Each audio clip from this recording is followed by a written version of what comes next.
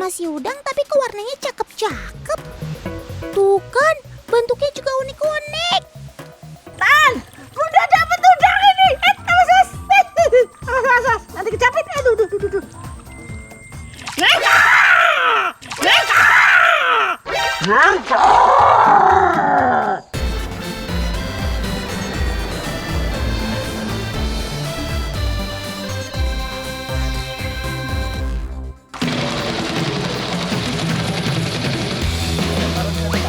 Yuhuu! Lempar terus, Bunda! Tangkap yang banyak! Jadi ini namanya budidaya polyculture, teman, di mana udang dan ikan bandeng dibudidaya secara bersamaan. Unik ya? Untuk memanennya, masyarakat sekitar biasa menggunakan jaring lempar seperti ini nih. Nah, kira-kira Bunda bisa nggak ya menggunakan jaring lemparnya? Semangat, Bunda! Wah, kelihatannya Bunda kesulitan tuh melempar jaringnya. Maklum saja ya teman, jaring ini kan lumayan berat. Dibutuhkan keahlian khusus untuk menggunakannya.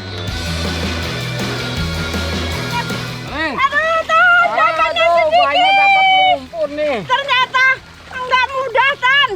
Nyaring udang, nggak kayak bapak-bapak itu. Tapi Bunda penasaran, mau coba lagi. Bisa nggak ya? Ya. Ini bapak, ini aku dapat banyak.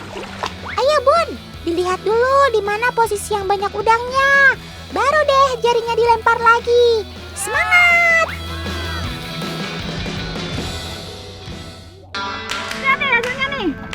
Oh iya, udang merupakan salah satu komoditas perikanan Indonesia yang bernilai ekonomi tinggi. Saat ini saja Indonesia menempati urutan ketiga terbesar sebagai negara pengekspor udang di pasar dunia setelah Thailand dan India. Khususnya si udang faname ini ya teman.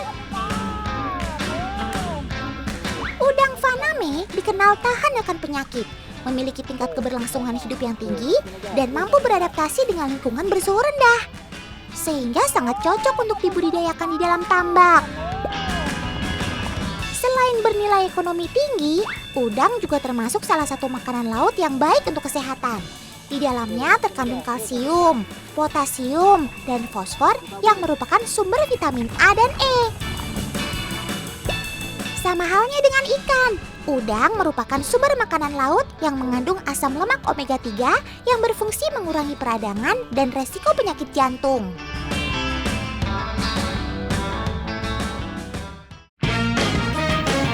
Udang juga memiliki kemampuan seperti bandeng. Ketika ditangkap, mereka akan berusaha melepaskan dirinya dengan cara melompat tuh teman. Tapi kalau sudah ke jaring seperti ini sih, mereka nggak akan bisa kemana-mana lagi ya. Tan, nih bapaknya dapat banyak banget nih, Tan. Nih, angkat Pak. Ayo. Berbeda dengan di daerah lain, di sini tambaknya luas-luas ya teman. Satu tambak berukuran kurang lebih 1 hektar. Jadi bisa kalian bayangkan dong jumlah panenannya sebanyak apa? Di sini juga masih menggunakan cara tradisional untuk budidayanya.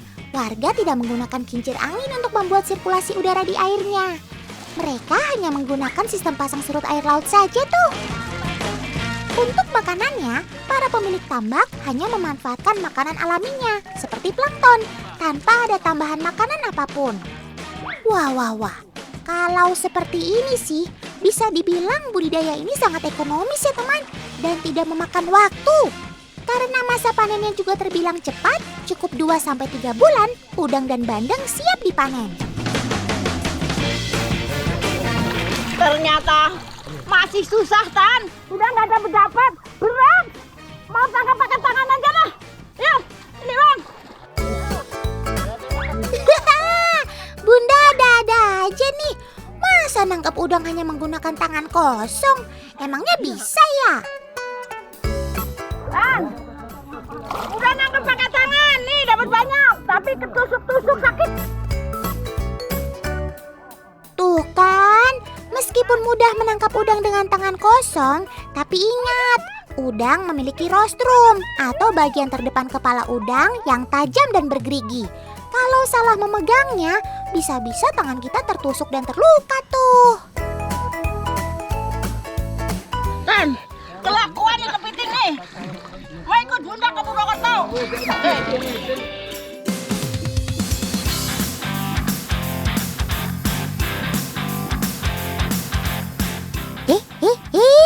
Ini bunda kok malah berenang di kali?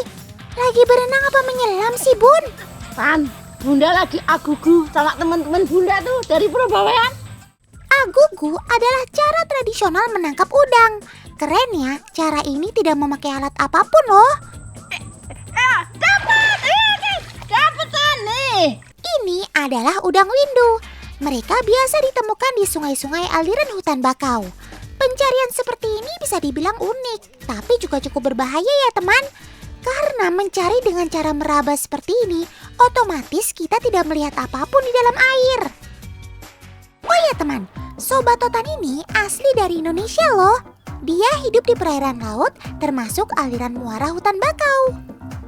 Udang windu juga dikenal dengan sebutan Black Tiger Shrimp, karena coraknya yang menyerupai harimau. Jadi Tan, nangkap udang itu nggak sembarangan nih. Kita harus hati-hati karena atasnya ada durinya tuh. Betul Bun, duri pada bagian kepala udang windu merupakan senjatanya. Dan ini cukup tajam teman. Jika terluka oleh duri ini, maka akan menyebabkan peradangan di kulit yang menyebabkan rasa perih, bengkak, hingga pendarahan. Tan, udah dapet udang ini. Awas. Awas. Nanti kejepit. Aduh. Neka!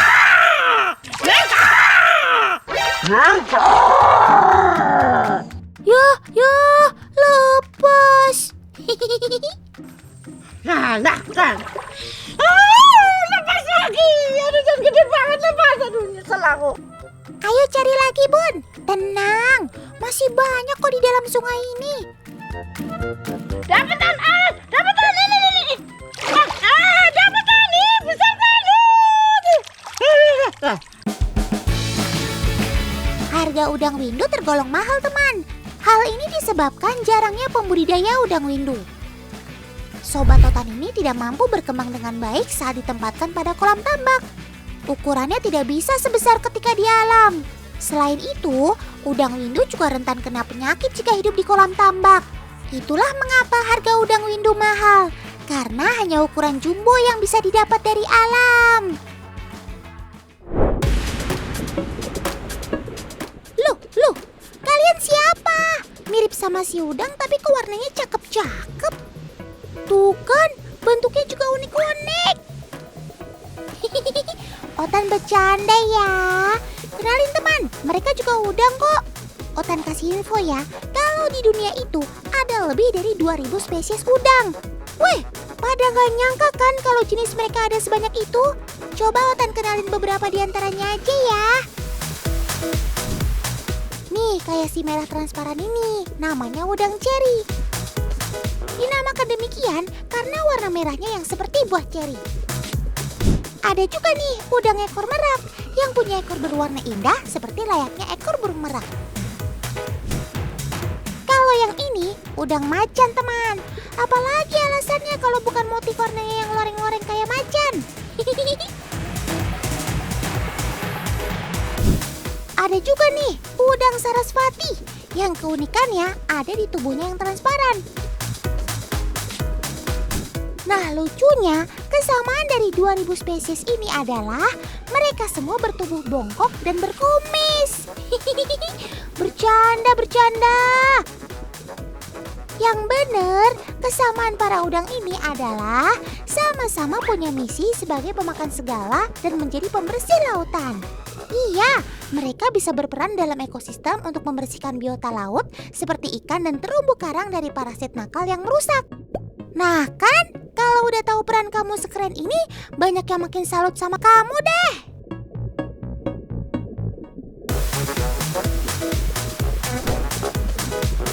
Otan punya tebakan nih. Udang punya kaki nggak? Ayo. Ya, jawabannya jelas punya. Tuh, kalau di air dia bisa berjalan kan? Tapi, apakah si udang Panama ini bisa berjalan ketika berada di darat? Atau mereka hanya bisa berenang di air saja? Gimana? Ada yang bisa jawab nggak nih? jangan bingung gitu dong. Oke, kita buktikan saja yuk.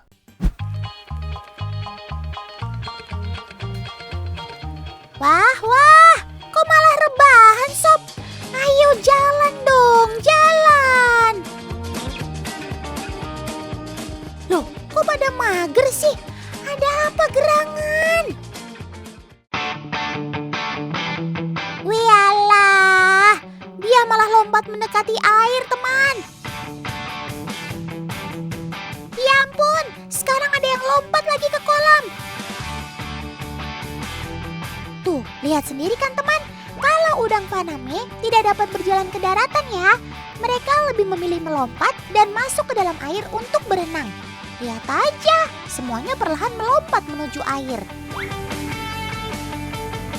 Wah, ternyata kaki sobat totan ini tidak bisa digunakan saat di darat, teman.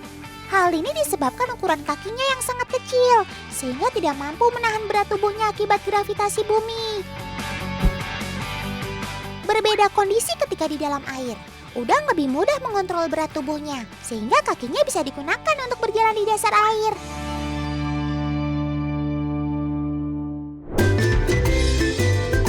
Bui-bui yang senang masak udang, mana suaranya? Yang jauh mendekat, yang dekat merapat. Otan punya tips jitu buat bersihin si udang dari kotoran sebelum dimasak nih. Iya, Otan paham sih.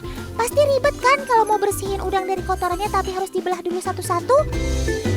Apalagi kalau belahnya nggak rapi. Nanti nggak cantik deh udangnya kalau sudah matang. Nah, Otan punya tips praktis bin gampil bin cantik nih. Caranya cukup dengan kayu segede ini nih. Salah Om Editor, bukan kayu segitu. Bikin ibu-ibu resah aja deh ah. Nah, itu baru bener. Pakai sebatang tusuk gigi ini aja kok. Simak baik-baik ya. Caranya cukup tusuk bagian punggung udangnya yang berwarna hitam. Ya, itu adalah saluran kotorannya teman. Lalu tarik deh, gak sampai 5 detik, nanti seluruh kotoran udangnya akan terbawa keluar semua. Meskipun terlihat kecil dan sepele, tetap lebih baik jangan mengkonsumsi udang yang masih ada kotorannya ya. Karena di kotoran tersebut ada mikroorganisme seperti bakteri yang bisa saja mengganggu kesehatan pencernaan kita. Jadi mulai sekarang bersihkan dulu udangnya sebelum dimasak ya.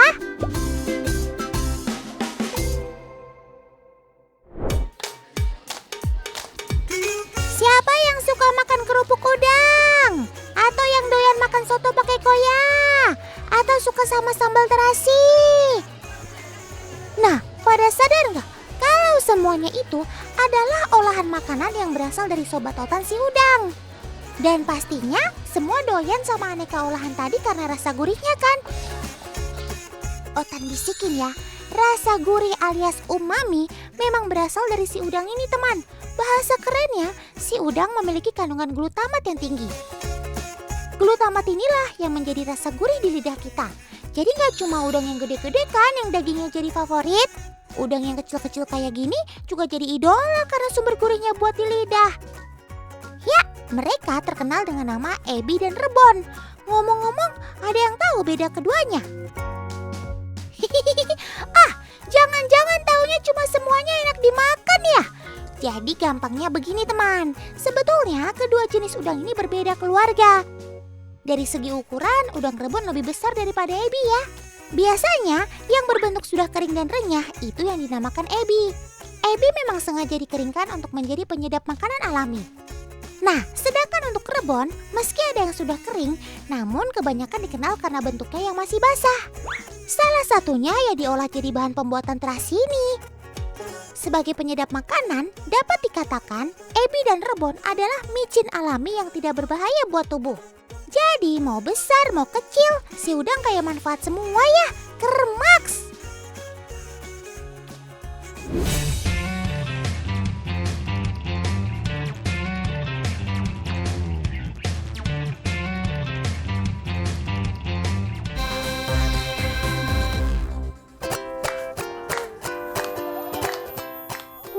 Weh, asik nih kalau main ke kebun pas sedang panen begini. Apalagi yang dipanen durian. Ayo bun, jangan kasih kendor, semangat!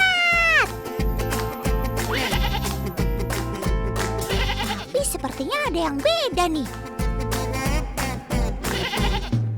Loh, kambingnya diapain nih, Bun?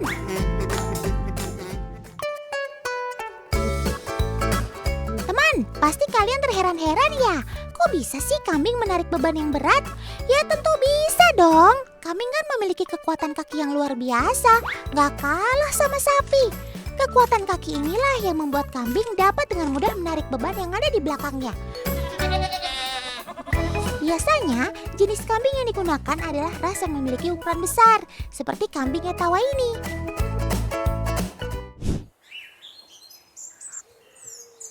Ya, kok malah pada keluar semua itu gimana toh? Oh, lah ini Tan bikin kerjaan Bunda. Bunda harus nangkepin satu-satu, harus dimasukin ke kandang lagi. Ayo Tan, yuk. Loh, anak-anak kambing ini kok malah pada keluar sih? Ayo Bun, tangkap sebelum mereka main terlalu jauh. Di sana masih ada lagi, Bunda. Wah, rusuh begini ya. Pasti kalian pada lapar. Oke, baik. Masuk kandang dulu ya. Nanti Bunda Iin siapin makanan buat kalian. Yuk, siapin makanannya, Bun. Kenalin Tan, ini teman Bunda.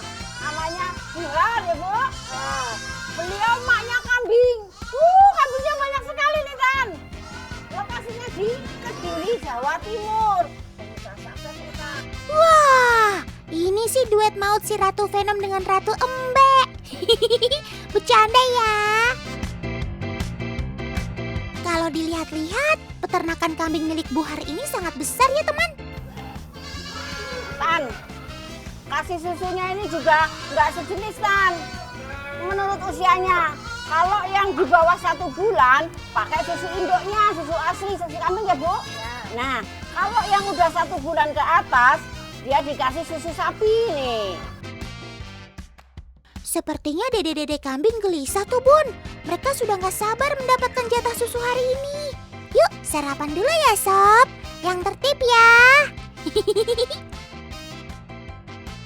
Nih Tan, kalau anak kambing udah kelaparan, udah haus, dia nggak sabar, sampai berusaha lompat nih, keluar dari kandangnya nih. Nih. Aduh, santai dong Sob. Jangan terlalu bersemangat gitu, nanti keselak loh. Usia anak kambing di bawah 1 bulan ini memang selalu merasa lapar teman. Maklum ya, mereka lagi masa pertumbuhan. Sehingga ulah anakan kambing kadang tidak terkontrol. Apalagi kalau lapar banget seperti ini. Segala cara pasti dia lakukan untuk mendapatkan susu incarannya. Gemes deh liatnya. Habis Tan, loh. Memang kambing di sini itu minumnya dibatasi 1 botol saja, biar terpacu untuk dia mau makan rumput. Nah. Pantas saja susu anak-anak kambing tadi kurang. Ternyata jatah mereka sebagian diambil sama Bunda tuh.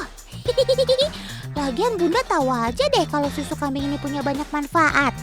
Waduh, mana kelihatan seger banget lagi. BTW, bagi dong Bun. Otan kan juga mau.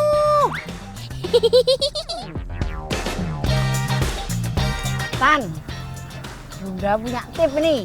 Cara menikmati susu kambing, tapi rasanya yang luar biasa. Jas pokoknya, nih ya. Nah teman, simpel banget tuh tips dari Bunda Iin. Bisa dicoba nih di rumah masing-masing. Udah yuk, jangan bikin ngiler Bun. Yuk kita lanjut lagi. Oke, kita lanjut kalau begitu. Udah strong nih.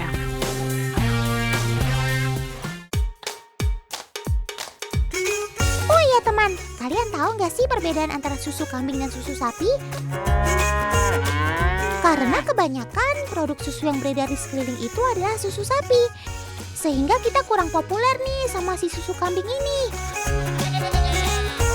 Padahal manfaatnya untuk tubuh juga sangat besar loh. Nih yang pertama, susu kambing mengandung lebih sedikit laktosa dibanding susu sapi. Jadi bagi teman-teman yang gak cocok sama laktosa, susu kambing bisa menjadi pilihan karena lebih aman untuk pencernaan. Selain itu, susu kambing juga memiliki protein kasein yang lebih sedikit, sehingga aman dikonsumsi untuk yang memiliki alergi susu. Kalau untuk rasanya sendiri, nggak usah ditanya lagi deh. 11-12 kok sama susu sapi. Sama-sama enak dan bikin Otan ketagihan. Oh iya, susu kambing ini juga merupakan sumber yang kaya akan mineral selenium yang dibutuhkan untuk kekebalan tubuh. Cocok banget ya, apalagi di pergantian musim seperti ini yang rawan banget sama penyakit. Cakep!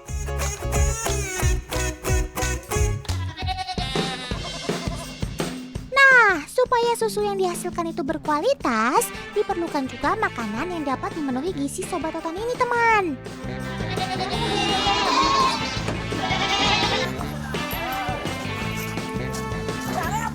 Ini Tan, makanan kambing nih Tan. Macam-macam nih. Ada janggel jagung digiling, ubi digiling, terus ampas tahu campur jadi satu. Biar kambingnya itu sehat, kuat, besar, dan susunya banyak tidak deh. Nah, di kandang milik Buhar ini, kambing dibiasakan makan makanan yang dihaluskan seperti ini. Bukan karena mereka manja loh, tapi dengan pakan halus yang diberikan, mereka tidak akan lagi menyisakan makanan. Karena Sobat Otan ini mempunyai kebiasaan tidak menghabiskan makanan dalam bentuk utuh. Teman, selain makanan yang bergizi, kambing-kambing ini juga harus selalu dijaga kebersihannya. Seperti si Joni ini teman, penampilannya harus benar-benar diperhatikan. Keren kamu Sob. Cara kambing mandi itu nggak kayak kita Tan, nggak kayak Bunda. Kalau Bunda kan mandinya dibasahin dulu baru disampoin. Tapi kalau kambing enggak, justru posisi kering langsung dikasih sampo, digosok-gosok kayak gini tuh Tan.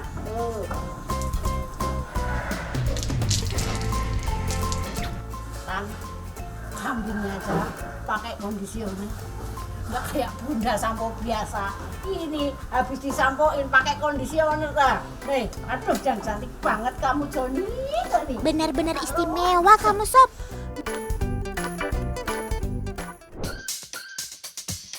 Nah, kalau kambing yang satu ini punya keahlian yang gak kaleng-kaleng. Mereka bisa memanjat di antara tebing-tebing curam di pegunungan. Ngeri banget ya. Sobat Otan ini adalah Ibex Alpen, kambing liar yang ada di pegunungan Alpen yang terkenal dengan tebing yang terjal dan berbatu. Walau begitu, Sobat Otan ini tetap santuy dan gak gemeteran kok. Memanjat hingga ketinggian ekstrim merupakan salah satu teknik pertahanan ibex untuk menghindari predator teman. Mereka bisa ahli memanjat karena memiliki struktur kuku yang cukup elastis. Sehingga saat menapak, kuku kaki mereka akan menyebar. Jadi bisa mencengkram kuat pada bebatuan yang terjal. Selain itu, kaki mereka yang pendek dan kuat serta tubuhnya yang kekar juga menjadi kunci dari kelincahan sobat gunung ini. Pokoknya kalau mereka lagi ada di tebing, bikin jantungan deh. Khususnya buat yang takut ketinggian kayak Otan. Ih, serem!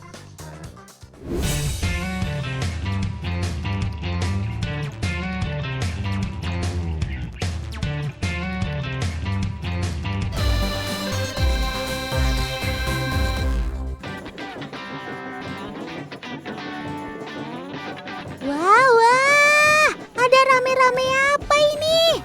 Segala ada meja rias digotong-gotong. Lagi jualan apa mau pindahan nih? Otan bercanda ya teman. Sebenarnya Otan tahu kok. Ini adalah salah satu rangkaian pernikahan adat masyarakat suku Mandar di Polewali Mandar. Jadi salah satu rangkaian acaranya adalah membawa seserahan dari calon mempelai pria ke rumah calon mempelai wanita. Nah, yang paling spesial dari prosesi pernikahan adat masyarakat Mandar adalah ini nih, tradisi sayang patudu. Sayang artinya kuda, sedangkan patudu artinya menari. Iya, kuda menari. Jadi, si pengantin wanita akan menaiki kudanya untuk dibawa keliling kampung dalam arak-arakan teman. si kuda udah mulai jingkrak-jingkrak menari. Tenang, tenang. Kudanya ini jingkrak bukan karena ketakutan kok. Tapi memang sudah terlatih untuk bergaya seperti menari ketika mendengar tabuhan musik rebananya. Jadi aman kok untuk kakak pengantinnya. Kan ada paman-paman pelatih kudanya juga sambil menemani. Ya kalau nggak aman, nggak mungkin lah kakaknya berani naik kuda pakai baju adat rapi di acara bahagianya. Kalau sampai jatuh kan malu.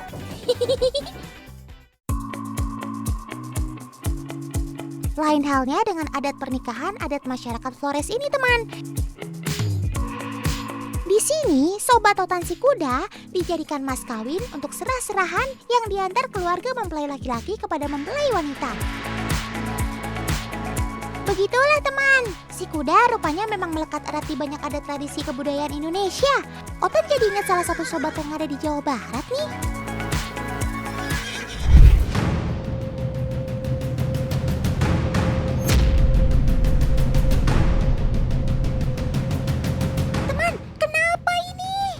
Tiba-tiba saja sobat otan ini marah dan coba menyerang pawangnya. Kamu kenapa, Sob? Semuanya kan bisa kita bicarakan baik-baik. Otan harus cari tahu penyebabnya. Paman editor, tolong putar ulang semuanya dari awal dong.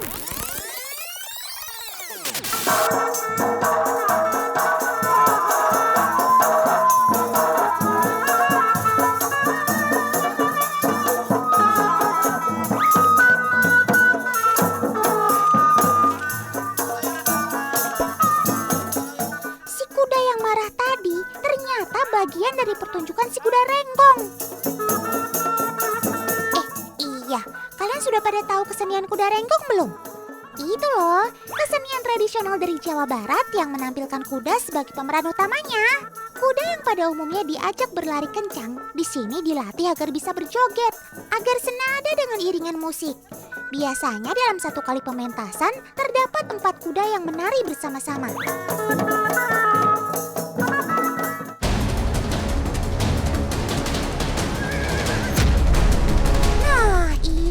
Iya, jawaban si kuda yang Otan kira muamuk tadi, teman. Otan baru ingat, setelah menari, kuda-kuda ini akan menampilkan satu atraksi lagi, yaitu silat kuda. Atraksi silat kuda adalah salah satu varian atraksi dalam kesenian kuda renggong, teman. Aneka pose menawan dan membahayakan bisa dilakukan sobat Otan ini. Mirip banget kalau lagi silat deh. Ada jurus berdiri, menyerang dengan kaki depan, dan mencekik lawan tandingnya. Oh iya, teman di rumah tahu nggak? Kalau kuda hanya memiliki otak sebesar otak anak balita loh. Berat otaknya aja nggak sampai 1 kilogram. Dibandingkan berat tubuhnya yang bisa 650 kilo, otaknya ini berarti hanya 1/650-nya dong ya. Tapi kamu kok bisa dilatih dan sepintar itu menari? Nah, Otan punya jawabannya, teman. Pertama, meski kuda punya otak tidak sebesar mamalia lainnya, tapi dia memiliki kualitas emosi yang sangat tinggi. Jadi mereka bisa bersimpati, bahkan berempati. Kedua, kuda memiliki daya ingat yang baik juga. Makanya, ketika dilatih dengan rutin dan mereka merasakan juga kasih sayang dari pelatihnya, kuda akan melakukan perintah sang pelatih.